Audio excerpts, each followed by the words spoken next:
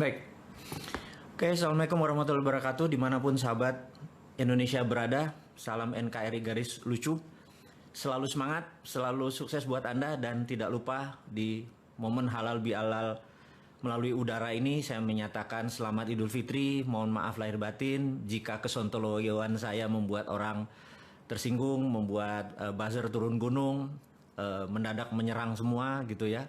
Kepada buzzer dan kepada haters saya juga ucapkan mohon maaf lahir batin, karena tanpa Anda saya tidak berada di posisi seperti ini.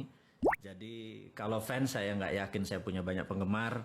Yang ada adalah orang-orang yang mungkin mengikuti saran-saran saya saja, bukan sebagai fans. Sahabat semua, kita akan mulai dengan pengumuman dulu sebelum topik acara kita hari ini.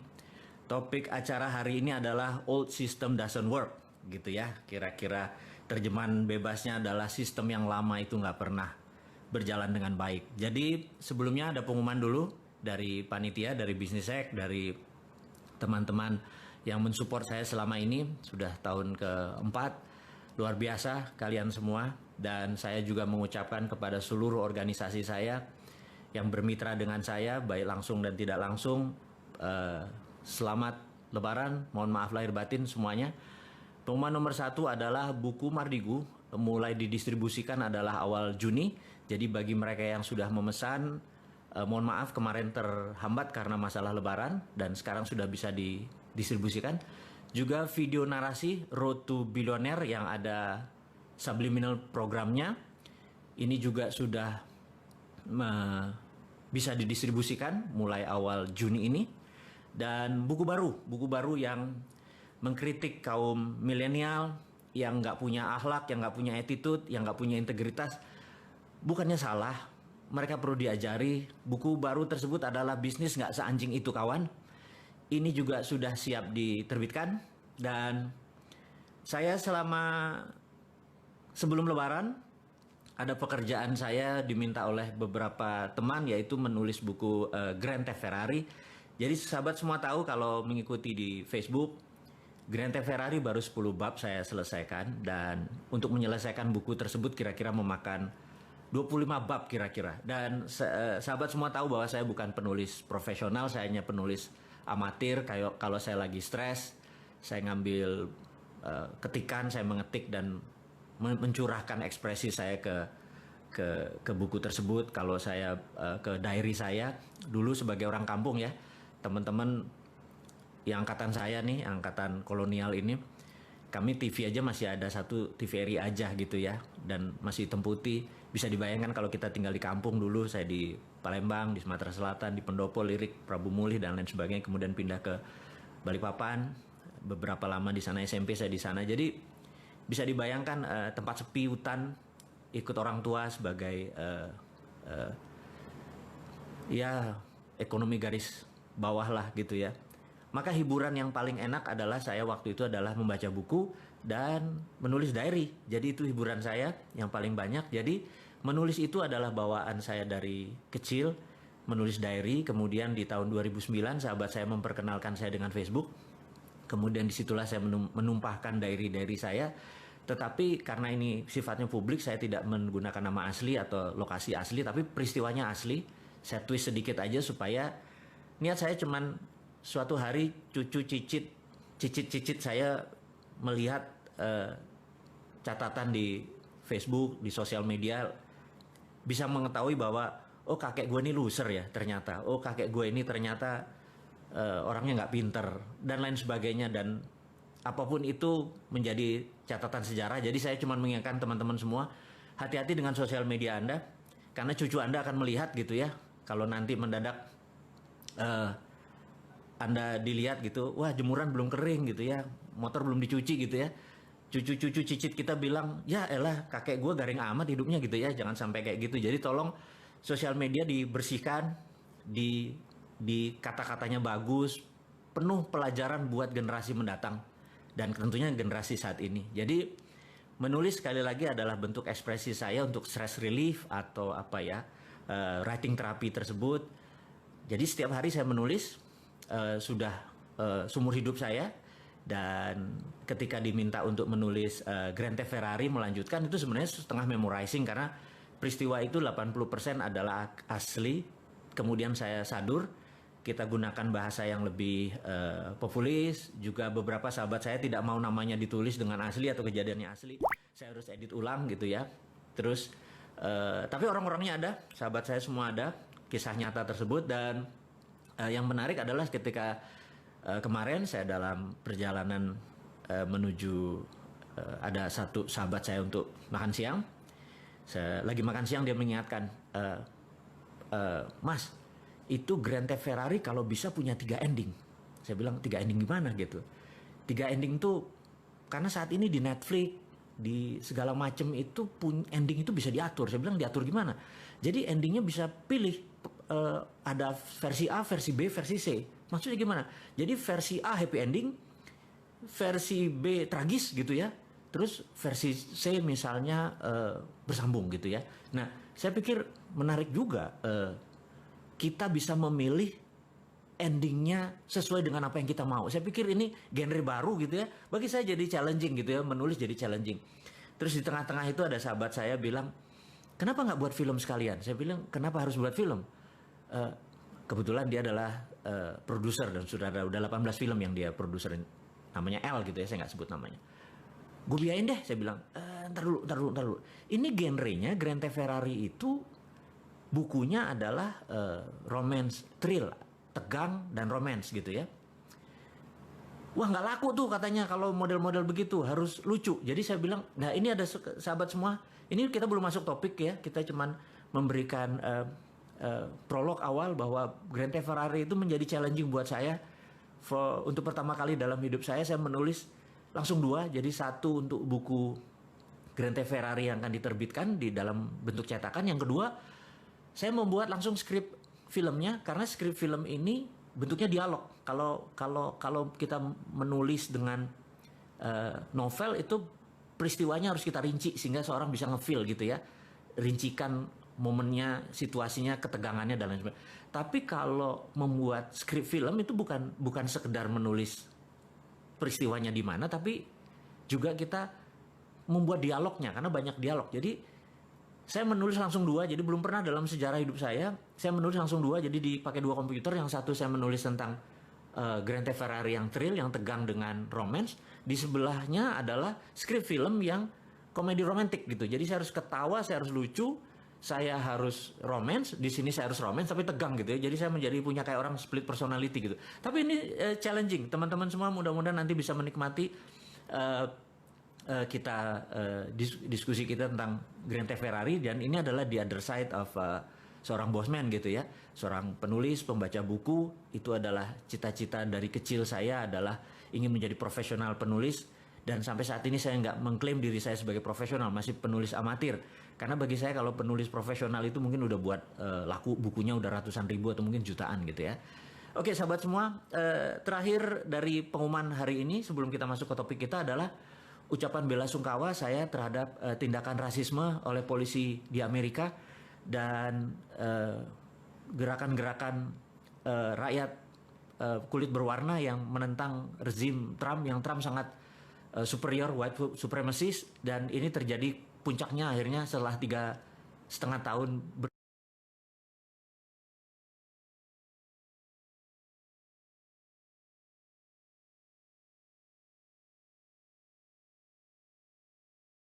berkuasa. Mereka repress, memendam, dan akhirnya meledak juga di seluruh tempat di Amerika. Dan ini adalah atas nama humanitarian, atas nama kemanusiaan. Saya pribadi mengucapkan bela sungkawa. Jangan sampai itu terjadi di dunia ini lagi, karena manusia apapun rasanya, kita adalah satu rasa dan satu humanitarian. Dan humanitarian itu di atas nation. Jadi sekali lagi teman-teman, humanitarian adalah hak semua manusia dan itu di atas nation. Jadi masalah human right ini saya concern sekali atau peduli sekali, terutama masalah rasisme seperti ini. Dan kemudian di China juga beberapa human right masih bermasalah. Jadi 2 negara besar yang lagi bertarung itu punya masalah dengan human right. Dan kita harus mengingatkan mereka semua bahwa ke depan Indonesia tidak ada boleh bermasalah dengan human right, termasuk hak manusia bebas berbicara dan lain sebagainya gitu ya. Anda bisa lihat bahwa beberapa orang yang mengkritik saya, menghujat saya, hate saya juga saya nggak ada masalah buat sama mereka. Saya tetap mencintai mereka, mereka adalah putra bangsa yang terbaik, mereka juga ingin memberikan terbaik. Mungkin karena nggak kenal aja dengan saya juga nggak pernah bermasalah dengan dia, dengan masalah dengan keluarganya, bisnis kita juga nggak pernah bertabrakan. Tapi kadang-kadang ya, mungkin karena dibayar dan harganya cocok dan mereka perlu makan, jadi buzzer, jadi menerima uang tersebut. Saya maafin aja semuanya karena mereka nggak tahu gitu ya. Tujuannya apakah Bosman ini, mereka takut sekali Bosman ini akan berpolitik gitu ya. Saya garansi, sahabat semua, saya nggak akan masuk ke dunia politik. Saya hanya seorang yang banyak baca buku, saya banyak berdiskusi. Sahabat saya yang memiliki kepakaran itu banyak dan kita menggunakan bahasa populis di sosial media, di YouTube, hanya untuk mendidik sahabat semua agar nanti tahun 2024 nanti Anda memilih yang terbaik. Kalau perlu Andalah orang-orang tersebut yang menjadi terbaik. Nggak ada niat saya untuk menjadi fronting atau orang di depan. Tetapi keilmuan saya akan berikan kepada Anda semua. Hati saya tulus. Anda bisa lihat bahwa saya nggak ada niatan apapun. Saya pebisnis as usual. Saya adalah orang yang orientasinya adalah make people happy. Cuman itu toh. Jadi kalau ada orang make me sad, jangan harap saya akan balas gitu ya. Jadi sahabat semua, saat ini memang banyak yang menyerang Bosman. Saya mengerti. Ada gerakan anti membangun kesadaran bernegara. Jadi saya dan beberapa dan sahabat semua yang mendengar, mengikuti, Anda adalah pahlawan membangun kesadaran berbangsa. Kita tahu 20 tahun terakhir kita lemah sekali berbangsa dan bernegara. Lemah, bukan salah. Tapi ke depan kita harus menjadi bangsa yang besar. Kita harus menjadi bangsa yang baru. Kita nggak boleh bergantung kepada bangsa lain selain bangsa kita sendiri. Jadi cintai bangsa kita sendiri. Walaupun dia membenci kita, menghujat kita, membuka aib kita. Dipaksa itu juga aibnya dibuka gitu ya. Dan suatu hari mereka akan mengerti. Jadi karena saya atau kalian tidak membalas, saya ucapkan terima kasih. Saya tahu ada gerakan yang anti kita ini menjadi sukses. Anti ya. Jadi banyak sekali orang saat ini ingin Indonesia tidak berdaulat. Sahabat semua, saya tahu mereka takut UNCLOS. Bayangin ya, waktu kita menyatakan bahwa nanti kita akan bayar asuransi atau bayar pajak atau apapun namanya kepada kapal-kapal niaga atau kapal perang yang melewati perairan internasional yang ada di tengah-tengah Indonesia, yang dulu dikatakan perairan internasional, padahal kalau pakai zona eksekutif ZEE atau ZEE, zona eksekutif, saya lupa lah gitulah, itu terlalu provokasi nanti saya. Lalu ada UNCLOS. Saya bilang, Bapak Ibu, sahabat semua yang menyatakan ada UNCLOS yang lewat di Indonesia melalui peraturan internasional, maka saya katakan, sewaktu kita mengatakan printing money, kita itu melawan IMF. Kita dari pertama sudah mengatakan bahwa capek kerja sama IMF itu.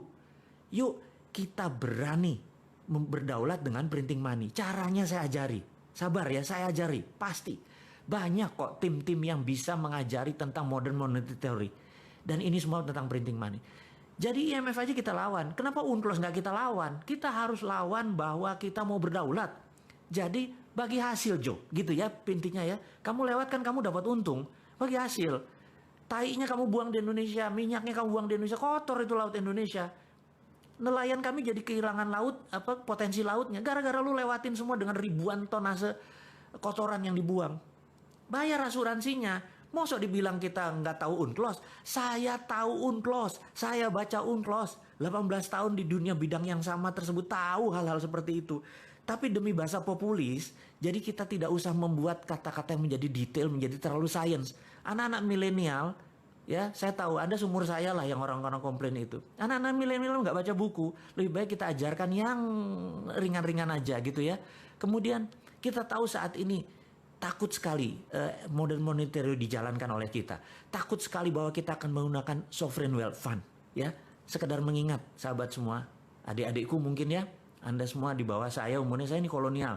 Saya menyatakan bahwa saya titipkan bangsa ini kepada Anda. Saya ajarin apa itu SWF. SWF adalah Sovereign Wealth Fund.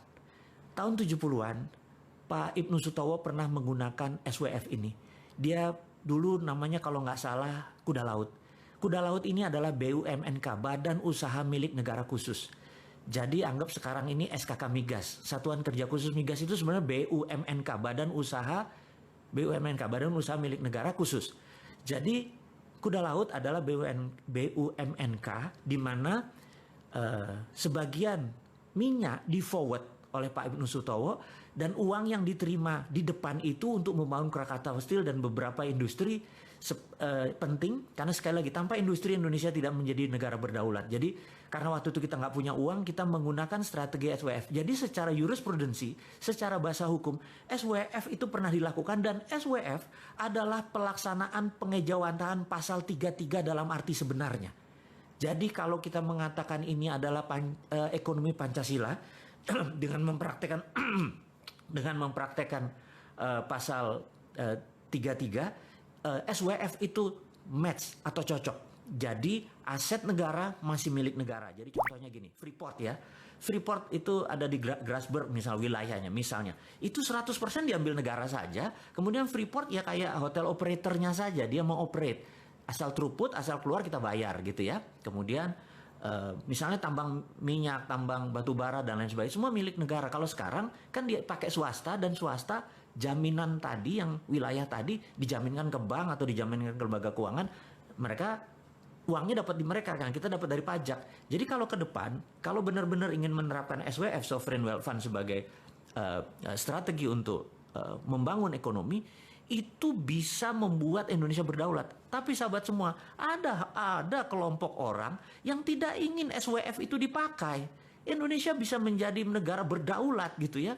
Kemudian lagi, kita mempromosikan TINA. TINA adalah there is no alternative. Anda bayangin, there is no alternative itu adalah sebuah gerakan ekonomi. Pada saat kita lakukan, orang nggak punya alternatif lain kecuali melakukan itu. Contoh ya, kita tahu ada 5.600 triliun uang di bank saat ini. Jadi Anda yang taruh 1 miliar di bank, ada yang 1 triliun di bank, Anda dapat deposito bunganya misalnya 50 miliar setahun. 1 miliar itu uang 1 triliun tadi Anda dapat 50 miliar. Anda bayangin, kalau seandainya TINA diterapkan, there is no alternative, di mana bunga deposito adalah 0 gitu ya, apa yang terjadi? Anda yang biasanya punya 1 miliar setahun, 50 miliar setahun, karena uang Anda banyak sekali, saya nggak tahu dapatnya dari mana, mendadak Anda nggak dapat income. Apa yang Anda lakukan? There is no alternative. Nah, karena itu nggak ada alternatif lain, uang itu keluar. Setengahnya mungkin keluar dan langsung menjadi sektor-sektor real. Langsung menjadi bantu UKM, bantu tanah, langsung dia berusaha, dan itu ekonomi muter dalam seketika. Jadi sahabat semua, itu adalah TINA. Dan ada satu hal lagi yang membuat saya sejak tahun 99 begitu IMF berdaulat, sekali lagi ya, saya ini bukan melawan IMF, saya hanya men-challenge IMF supaya kita bisa menjadi negara berdaulat. Salah satunya adalah sistem perbankan ini saat ini adalah aset based loan. Aduh, maaf ya kok saya sahabat semua kalau saya ngomong kecepatan saking semangatnya gitu ya. Kalau ketemu Anda semua tuh saya tuh rasanya alive gitu, karena hidup saya adalah untuk Anda semua gitu ya. Nah, ada namanya aset based loan. Aset based loan ini begini. Kalau Anda pinjam bank atau pinjam apapun, entah bank syariah, entah bank apapun, maka bank akan bertanya, ada jaminan nggak gitu ya. Itu namanya aset based loan. Tapi dulu sebelum tahun 99 kita boleh namanya project based loan. Misalnya Anda adalah tukang las, saya lagi buat pekerjaan di rumah saya untuk ngelas pagar, nilainya 100 juta, itu contoh aja gitu ya. Kemudian dengan kontrak saya ini Anda datang ke lembaga keuangan. Lembaga keuangan nggak minta aset, tetapi melihat oh si bosman ini ada duit nggak? Oh ada tuh, dia sedikit tuh, kalau 100 juta aja berarti ini bagus gitu ya. Apa yang dilakukan? Dia membiayai berdasarkan kontrak. Jadi namanya project based loan. Nggak minta aset dia. Nah saat ini kalau Anda punya 3 geprek, misalnya ayam geprek, Anda mau buat tabang keempat, sementara 3 lokasinya Anda tempatnya sewa, tempat keempat juga sewa.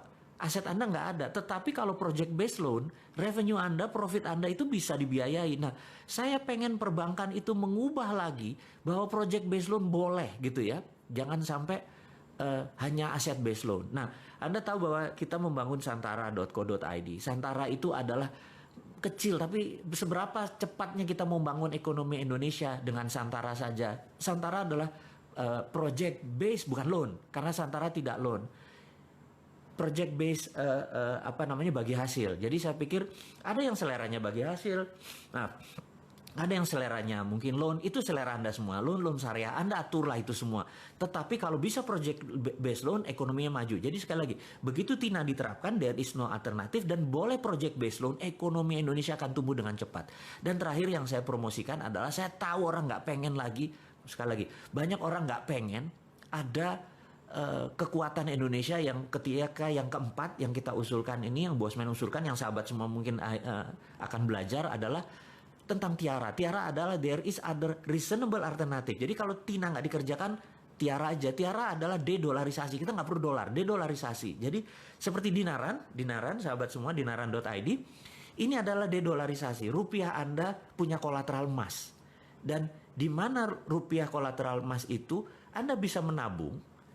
Tapi Anda kalau mau transaksi, Anda tinggal pindahin, mau pindah ke Dana, mau pindah ke OVO, mau pindah ke rekening Anda di bank lain, tapi ada fee-nya tentunya, atau pindah ke Dinaran Card, ada debit card, itu pindah, Anda transaksikan karena debit card pakai GPN, Anda bisa transaksikan dimanapun di seluruh Indonesia. Dan ini adalah solusi-solusi kecil daripada Bosman ini sebagai provokator doang, ngomong doang, nggak ada konsep. Saya nggak mau dibilang kayak gitu. Saya pengen generasi muda itu mencontoh walk the talk. Jadi saya lupakan maksud saya akan membangun supaya teman-teman melihat dengan mata kepala, yuk kita bangun, kita ada Santara, kita ada Dinaran. Dinaran adalah bentuk tiara, didolarisasi. Jadi sekali lagi teman-teman, Dinaran adalah personal SWF. Jadi kalau ini hanya sebagai contoh, suatu hari begitu mereka ngerti, mungkin banyak pejabat negara menyatakan, apa sih sovereign wealth fund itu, dia belajar nggak terlalu sempat karena pekerjaannya terlalu sibuk gitu ya. Jadi oke, Dinaran itu personal sovereign wealth fund. Jadi begitu Anda taruh, Anda punya underlying, uang Anda punya underlying gitu ya. Nah, suatu hari begitu mereka mengerti, oh itu yang maksudnya personal personal sovereign wealth fund, sehingga negara juga bisa dong punya sovereign wealth fund untuk printing money, apapun itu akhirnya melek juga gitu ya. Sekali lagi sahabat semua, ini adalah contoh-contoh yang akan kita kerjakan ke depan. Kita tahu banyak yang nggak suka. Jadi orang yang menyerang kita ini, menyerang saya, menyerang Anda semua, itu kebanyakan mereka tidak ingin Indonesia berdaulat. Percayalah, behind cara mereka berpikir, mereka adalah putra bangsa yang nggak ngerti apa yang mereka kerjakan. Mereka mengkritik aja bisanya tanpa solusi. Jadi yang mereka takut kita melawan UNCLOS. Mereka takut kita menerapkan MMT. Mereka takut kita menjalankan TINA. Sehingga Indonesia menjadi berdaulat. Sehingga Indonesia lebih besar dari Cina. Indonesia lebih besar dari Amerika. Mana mau. Di belakang mereka itu adalah provokator-provokator yang pro negara tadi, yang mereka sendiri tidak tahu menjadi pion-pion dari prinsip-prinsip bernegara asing tadi. Jadi ke depan, apa yang dilakukan? Kita harus menyatakan bahwa kita harus punya sistem baru. Sistem baru. Kenapa? Karena old system doesn't work. Gitu ya, ini yang harus diingatkan. Old system doesn't work. Nah, kita akan mulai dengan old system doesn't work. Suatu hari, ini dongeng ya, ngapunten ya, kita dongeng sedikit. Suatu hari tahun 2017 awal, saya bertemu sama sahabat saya, beliau adalah salah satu Wantimpres, Dewan Penasihat Presiden waktu itu. Kita diskusi santai. Jadi saya tanya, Bu, gitu ya, saya sebut aja nama ya. Bu, waktu 2016 tuh kalau nggak salah AP ya, Anggaran Pendapatan Belanja Negara, APBN gitu ya, Anggaran Pendapatan Belanja Negara. APBN itu pendapatannya turun, belanja negaranya naik. Jadi ada gap sekitar 300 triliun, bener nggak? Oh iya bener Mas. Terus bagaimana cara nutupnya? Ya kami pinjaman gitu. Oke. Terus 2017 ini, waktu itu 2017 kayaknya naik Bu, pendapatannya makin turun dan belanja negaranya naik gitu. Terus apa solusinya gitu? Wah ini Mas, nggak tahu nih Mas. Saya bilang, waduh, ada saran. Nah ini dia, Sontoloyo diminta saran coba ya. Saya pikir, ya ngapunten Bu, ini cuman saran ya Bu. Saya bilang gitu. Saya ini kan punya tanah Bu, gitu ya. Nggak besar, sekian hektar gitu di Pasuruan. Tapi kebetulan tanah ini di sekitarnya ada gas dari HCML, dari Husky Sinok Bu. Terus gimana? Saya tuh kepikiran Bu, gimana kalau kita buat smelter, karena ada tanah, ada gas, gimana kalau kita buat smelter? Smelter apa Mas? smelter Freeport, Bu, copper smelter. Loh, kan sekarang Freeport kirim ke Okinawa, kirim ke Sumitomo. Iya, Bu. Jadi gini, Bu, saya bilang, tolong terbitin yang namanya DMO. DMO adalah singkatan dari Domestic Market Obligation. Oke, demo ya. Jadi kalau kamu dapat demo, gini, saya bilang, kalau saya dapat DMO, maka Domestic Market Obligation itu terjemahannya adalah gini, Freeport tidak boleh mengekspor koper konsentratnya sampai kebutuhan domestik terpenuhi, gitu ya. Itu peraturan WTO, jadi Domestic Market Obligation. Jadi begitu kita membangun koper smelter tadi, kemudian pegang DMO, maka Freeport harus mengisi dulu ini, baru dia ekspor. Nah, saya ini kan termasuk orang yang nggak setuju diekspornya bahan mentah koper doang. Padahal di dalam koper konsentrat tadi itu kan ada gold, ada platinum, ada uranium dan lain sebagainya. Gitu ya. Ini. Nah, kemudian apa yang dilakukan oleh DMO ini? Jadi dengan adanya DMO, Bu, saya bilang gitu ya, dengan adanya Domestic Market Obligation, saya bisa nyari pinjaman. Modalnya berapa? $2 billion. Mas punya 2 billion? Punya, Bu. Wah, ini kan agak gila. Punya 2 billion gimana caranya gitu? Gini, Bu. Dengan DMO, saya minta 1 juta koper konsentratnya Freeport tidak dikirim tapi masuk ke pabrik kita. Kita akan bangun dengan sekitar 30 triliun. Investasinya sekitar 2,5 billion US dollar waktu itu. Duitmu dari mana? Gini, Bu. Nanti kan kita akan menghasilkan 100 ton emas per tahun. Dikalikan 20 tahun kan 2 ton. Nah, Bank Indonesia ambil yang 2 ton tadi sebagai jaminannya. Lalu Bank Indonesia terbitin bond, Bu. Bond. Jadi Bank Indonesia nggak usah keluarin duit. Terbitin aja bond. Selama 20 tahun ke depan nilainya $6 billion. Nah, dengan bond $6 billion itu, Bu, saya ke pasar internasional saya bisa cari duit untuk membangun 2,2 billion. Jadi saya moderat, modal dengkul urat, Bu, gitu. Oh, ibunya ngakak gitu ya. Oke, saya paham. Nah, dengan demikian kita 2 ton emas tadi kita bisa printing money, Bu. Ibu bisa nyetak seperti sekarang deh 5 kali lebih banyak dari printing money dan kita nggak berhutang gitu ceritanya. Oh, aku paham katanya, aku paham. Gitu ya. Jadi itu adalah prinsip saya berkontribusi. Tapi terus ada proposal. Maaf, ada proposal. Ada, Bu, saya udah lihat siapin 1 lembar. Oke, nanti saya diskusikan hal ini gitu ya. Nah, sahabat, singkat semua. Saya pamit dan nggak lama kemudian 1 bulan, 2 bulan lewat, saya tanya, Bu, gimana usulannya? Nggak bisa karena keluar PP nomor 1 tahun 2017 tentang IUPK ya udah deh, saya paham. Saya bilang lanjut deh, saya bilang gitu, nggak apa-apa karena itu pilihan bernegara. Jadi sekali lagi sistemnya berbeda. Jadi saya cuman mengingatkan bahwa kita pernah mengusulkan bahwa menggunakan kekuatan Freeport. Jadi jangan diambil Freeportnya, tapi diambil kemanfaatan produknya yaitu gold. Dengan gold inilah kita printing money. Itu prinsip saya. Tapi sekarang lebih memilih mengambil Freeportnya, pakai pinjaman hutang, dan kemarin utangnya saya nggak tahu gimana bayarnya karena Freeport juga produksinya nggak terlalu bagus. Utang investasi kita nggak balik-balik. Saya nggak ngerti sekali lagi. Kalau saya punya muscle knowledge berbeda, ilmu pengetahuan saya berbeda, cara strategi berbisnis saya berbeda, lebih baik saya membangun membangun copper smelter di Indonesia di mana hasilnya sekitar 500.000 limbah dari itu diambil petrokimia Gresik dan itu bisa menerbitkan urea. Jadi produk ini sebenarnya sangat integrated, tapi sekali lagi saya udah lewat, saya cuma menceritakan bahwa sahabat semua, ini hanya membuktikan bahwa old system doesn't work, alias sistem lama itu nggak bekerja. Kita mau challenge. Apakah jarak orang kaya sama orang miskin sekarang mendekat dengan old system? Enggak kan? Apakah saat ini orang semuanya sehat dengan sistem yang ada? Enggak kan? Apakah sekarang ini orang lebih baik kehidupannya dengan old system? Enggak.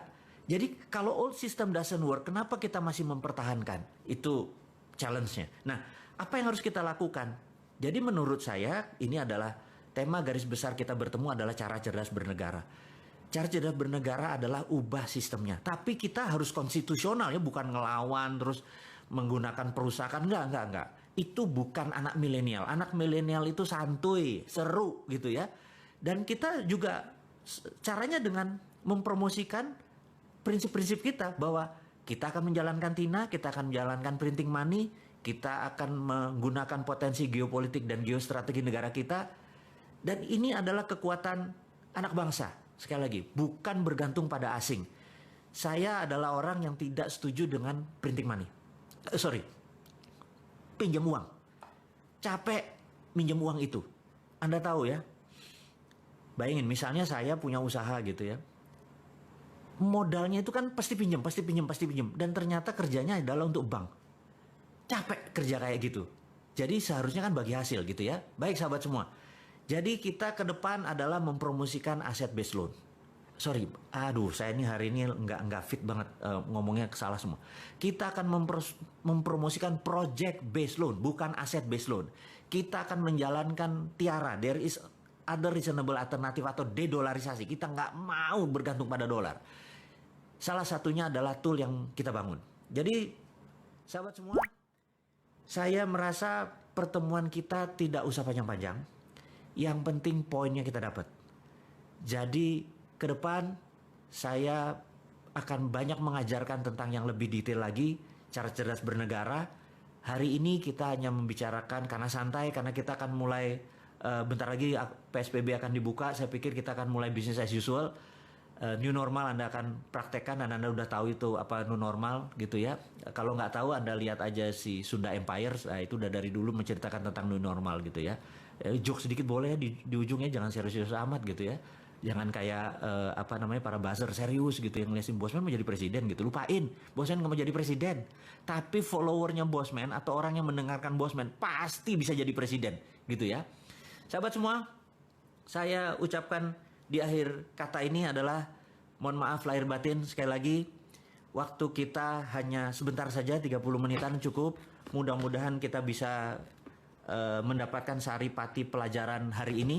Di mana hari ini saya ulangin lagi, kita harus berani melakukan regulasi baru tentang orang yang lewat selat dan perairan di Indonesia. Harus kita ambil pajak atau ambil asuransi. Kedua, kita akan menjalankan printing money dan lain sebagainya.